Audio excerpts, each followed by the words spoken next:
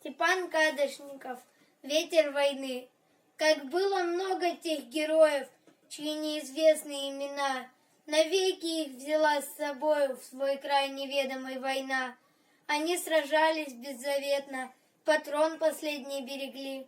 Их имена приносят ветром, печальным ветром той войны.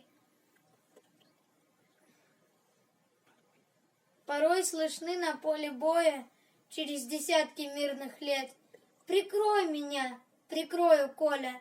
И вспыхнет вдруг ракеты свет. А Коля в этом тихом поле лежит, не встанет никогда. Лишь горький ветер нам порою напомнит страшные года. Сегодня мало кто заплачет, придя к могилам той войны. Но это все-таки не значит, что позабыли Колю мы. Мы помним это горе.